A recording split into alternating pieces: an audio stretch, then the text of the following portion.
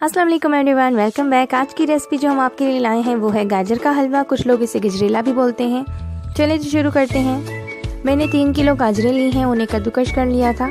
वो हम एक पैन में डालेंगे। अब किलो के करीब मैंने इसमें दूध डालना है। गाजरें उबालने के लिए मैं पानी का इस्तेमाल नहीं कर रही हूँ, आप पानी का इस्तेमाल ना करें क्योंकि गाजर पानी खुद ब खुद छोड़ेगी। अब इसे कवर कर देंगे। तकरीबन 2 से 3 मिनट तक के हम इसे स्टीम देंगे। उसके बाद हमारी गाजरें उबल जाएंगी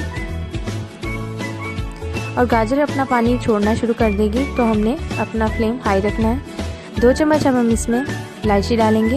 इलायची को मैंने कूट लिया था, आप इलायची का पाउडर भी डाल सकते हैं।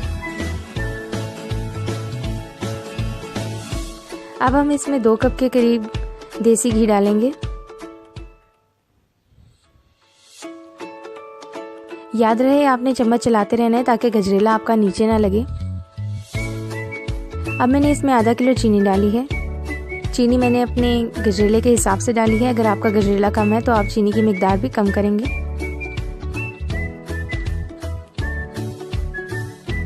अब हम इसमें आधा किलो खोया डालेंगे और चम्मच चलाते रहेंगे।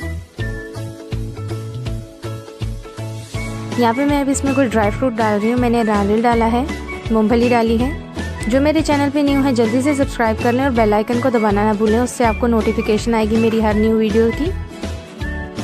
अब इसे हाई फ्लेम पे हमने पकाते रहना है ताकि गाजर का जो पानी है वो भी खुश्क हो जाए। अब हमारा गजरेला एकदम तैयार है, तो हम इसे एक बाउल में सर्व करेंगे। देखें अब इसमें बिल्कुल भी पानी नहीं रहा। सर्व करने के बाद गार्निशिंग के लिए मैंने खोए का इस्तेमाल किया है और कुछ नट्स का इस्तेमाल किया है। वीडियो पसंद आए तो लाइक ज़रूर करें। अब हमारा गजरेला एकदम तैयार है। Thanks for watching. अल्लाह हाफिज़। अस्सलाम वालेकुम।